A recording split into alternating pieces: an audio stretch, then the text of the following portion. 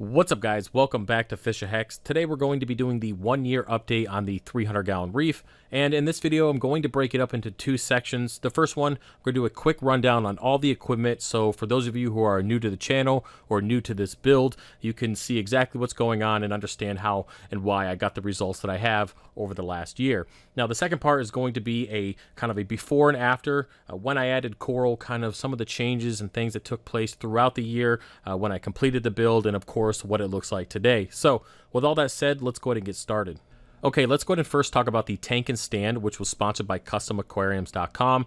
Now, the tank itself is 96 inches long by 24 inches wide and 31 inches tall. The stand, of course, is 96 inches long, 24 inches wide, and 36 inches tall.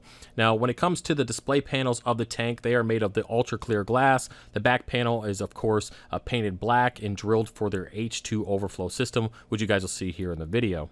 Now, when it comes to the stand, it's made of welded steel, which was then later powder coated to prevent any kind of corrosion or rust that might come up over the years of use. Here in the fish room, there's quite a bit of moisture, so I went with that option just to make sure that the stand would last a long time.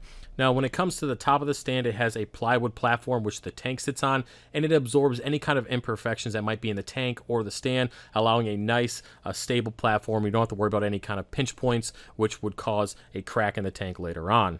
All right, now moving down to the heart and filtration of the system, we have a sponsor, geosreef.com, red, white, and blue sump with a matching ATO and calcium reactor. Now this thing is gorgeous, absolutely amazing. You really can't appreciate the craftsmanship unless you see it in person, and trust me, it might be a little bit dirty now that it's had some use, but I'll tell you, it is perfect and flawless in every single way. Now inside the sump we have a Nios Quantum 300 protein skimmer, which is rated between a 500 and a 1,000 gallon reef tank. On top of that we have a Vast Marine DIY skimmer swabby kit, as well as their collection bin, which is located to the right hand side of the tank, which allows me to fill up 5 gallons of skimmate before needing to empty it out. Now I am also running a 55 watt Jabo UV sterilizer, which is connected to the built-in manifold on the sump. Alright, now moving to the top of the tank, we have the DIY Canopy, which houses two 48-inch Aquatic Life T5 fixtures, which then also has 8 XR15 Radeon Gen 4 Pros inside those fixtures. So having the mixture between LEDs and T5s has always been something that I like to have over my reef tanks, and this worked out perfectly. I actually built the canopy around the lighting to make sure it fit perfectly, and it sits about 7 to 8 inches off the top of the water. Now, one thing I want to mention about this build is it took me a total of 9 months from beginning to end to actually consider it completely finished. And that is because the lighting just took forever to get over the tank. The sheer amount of money that it cost to buy all those LEDs on top of getting the fish room together, because if you've been following the build, I moved at the same time, had to build the frag system, had to build the quarantine stuff, had to get the entire fish room done on top of building this 300 gallon, and even with all the sponsorship, I still had a ton of money put into this tank. And I might as well answer the question now: how much does this system actually cost? Let's just say you can go out right now and buy a brand new 2018 Ford F-150 crew cab off the lot for how much this tank costs. So it just took a long time. And with that said, the entire setup was pretty much done, and then it took an additional 7 months to get all the LED lighting, giving the end date for this build to be about July 3rd of 2018. Well, that's pretty much it when it comes to all the major equipment on this tank. Of course, there are power heads, apex modules, and stuff like that. I have all those videos in the 300 gallon playlist, which will be in the description of this video, and you guys can go in there and check out all the ins and outs. I just didn't feel it was necessary for an update video.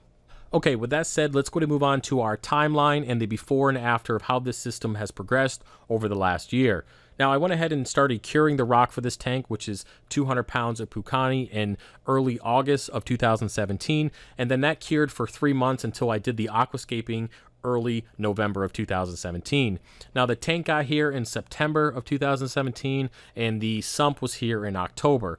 Now of course I did all the plumbing and everything in between, and then got ready to do the aquascape. Now once the tank was aquascaped, we filled it up and I let it sit for a couple weeks before adding Reggie, that snowflake eel from the old 125 gallon reef, and that was on November 24th of 2017.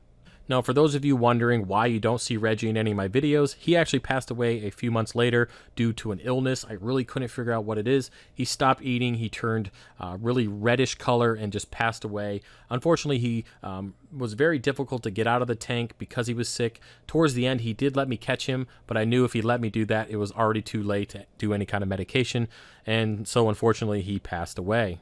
Now, during this period, I was quarantining my tangs and other fish from the 125 gallon, and they went in shortly after Reggie was introduced, within a couple weeks. Now, I didn't want to put all the fish in there at one time. Of course, the tank was still new. Even though the beneficial bacteria was pretty good from that 3-month cure, I didn't want to overdo it and cause any issues. So I waited a couple more weeks, added all those other fish, and everything turned out great. All right, so with that said, let's go to move on to what everybody wants to see, and that is the coral growth and progression in the system. Now, I added my first coral to this tank around mid-January, early February, and again, I had to be careful on how much I added because of the subpar lighting. Excuse my pun on that. But I went ahead and added a few pieces on the higher upper rock structures, like that FishOfHex Millie on the middle top rock structure there, and then some other acros that were already in some lower light in my frag system, so I thought they would be okay with just the T5s and one XR15 over each rock structure. Now, this video that you see here is actually what the tank looked like in March, so about 2 months after adding my first frags. You can see there is some decent growth in the tank. There's not a ton, nothing to be bragging about, but there's definitely some growth for having such low lighting in the system. All right, so let's go ahead and fast forward to July 3rd when I officially finished the lighting on this system, and this is the very first video that I uploaded showing you the growth of that tank up to that point. So between January and July, that's pretty decent growth. Again, nothing to really brag about, but I was really happy with it up to that point because I had no idea of what this tank would become and kind of how crazy the growth would actually be after completing the lighting. So this is what July 3rd looked like. So let's go ahead and fast forward to August 20th, and you can see about 2 months later, there's definitely been a lot more growth. And then that's when I really started realizing that wow, the lighting is going to make a huge difference on how this tank is going to grow. At that point, I was really cranking on my calcium reactor, trying to keep up with my alkalinity, and I just knew that having that additional lighting was really going to make all the difference to how this tank was going to turn out. I will say right off the bat, as soon as I started seeing the growth and how the tank was evolving, I immediately regretted waiting so long to complete the lighting. If I only had that lighting when I initially added those coral frags, I can only imagine what the tank would look like right now, given I have an additional 7 months worth of growth on top of the 6 that I currently have. It's just crazy.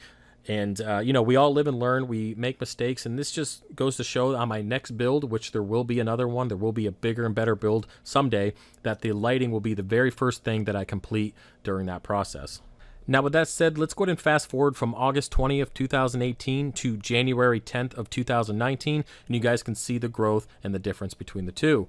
Now, I have been fragging this tank pretty consistently over the last couple months. There's a lot of you guys that want frags from the tank, so I'm more than happy to cut them, heal them, and then ship them out. Of course, there is some stuff up on my website, and basically, whatever's out of stock is just not ready to be cut. I usually wait until they start growing into another acro, or they just start looking weird, or maybe they're not shaped the way I want them to be, so I'll cut that frag off, and then I heal it at the bottom of the tank in these little acrylic containers, and then of course ship it out whenever the order comes in.